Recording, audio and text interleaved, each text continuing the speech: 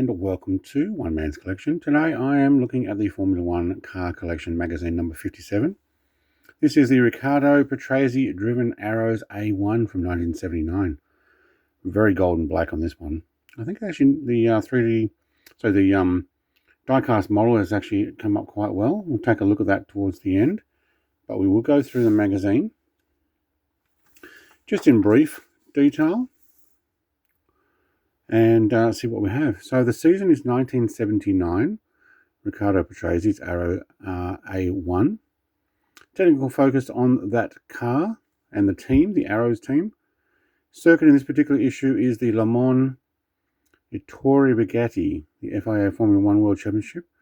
Calls it at Le Mans just once in 1967. Cool. The story so far, and this one is a 2006 Alonso, down to the wire. Again, Ferrari and Schumacher the edge out by the Spanish ace in the Renault. Yeah. All right, 1979, Arrows A1, Riccardo Patrese. Small teams scrap it out in the campaign dominated by Ferrari, Ligier, and Williams, and with Renault on the up, the other teams had to settle for scraps of glory. Even with a driver as talented as Patrese at the helm, the Arrows was an ambitious project that did not deliver the desired results. Certainly looks different with this air intake stuff at the front. I'll have a look at the model on that one. Not going to go through everything here, but here's Jackie Eek in the Ligier JS11 at Hockenheim, where he only managed to complete 24 laps before having to retire with tyre problem. Mario Andretti, the reigning world champion, was forced to fall back on the old Lotus 79. Once the Lotus 80 made it to track, its design turned out to be flawed. It's amazing they can actually just drop straight back to last year's car. They don't let anything like that happen these days. It's not working. We'll go back to last year's car.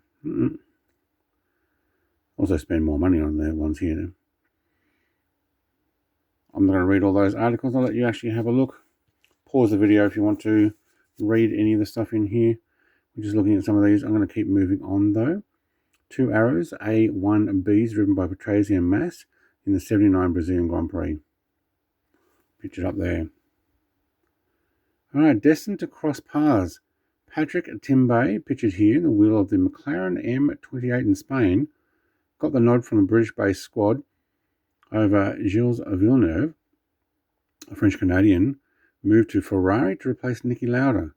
The French driver, who in the meantime had become close friends with Villeneuve, would sadly take his pal's place at Ferrari after he lost his life at Zolder. Man, so many drivers lost their lives, didn't they? All right, the technical focus on the Arrows A1. Engine gearbox assembly in the Arrows A1, the A1B. This was the traditional option that coupled the Hewlett gearbox with the Cosworth DFV engine. That's up the top there. You have a drawn X-ray version, see-through. Rear longitudinal 8-cylinder V90 degree Ford Cosworth DFV.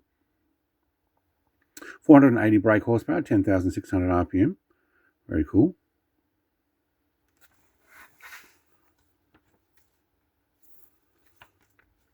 Right, the team, Out of the Shadows.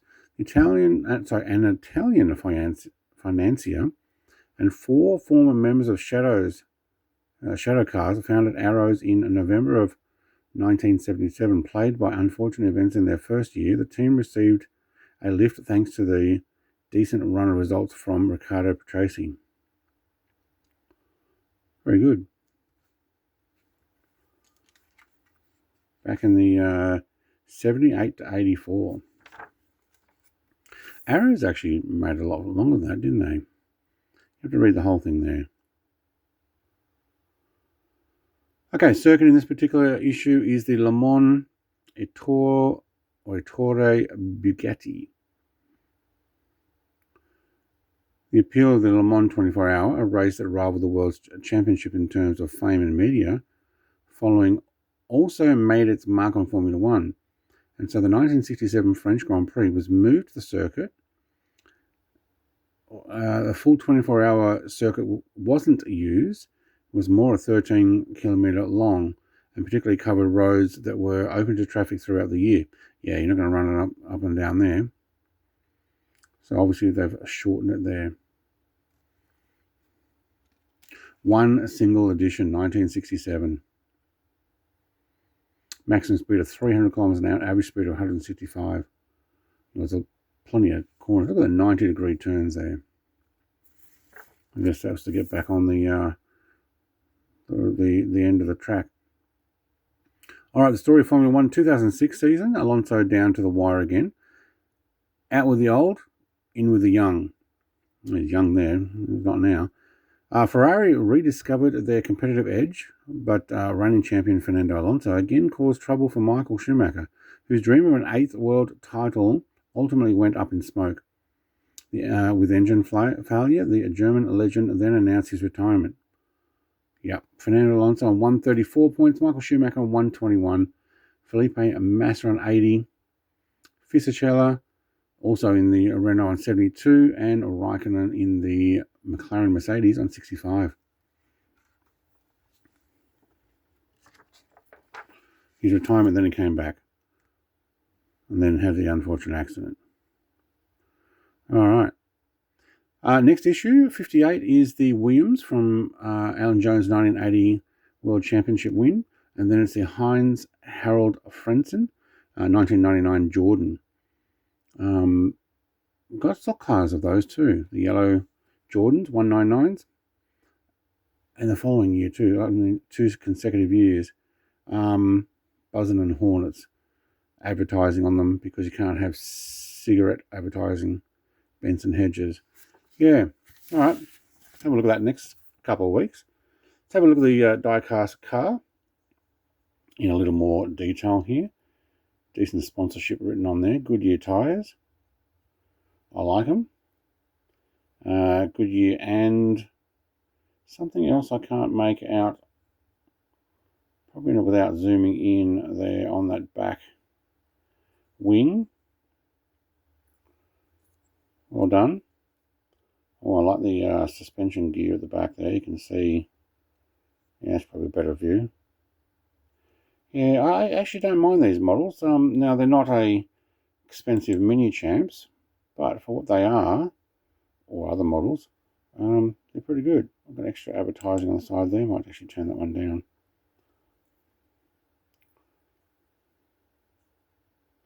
And we got those front grille radiator stuff. Yeah, look at that. Actually, all the way in there. Very good. I'm going to put that on a turntable. All right, we've got a bit more underneath. Well done. Put that on the turntable so you can take a closer look as well.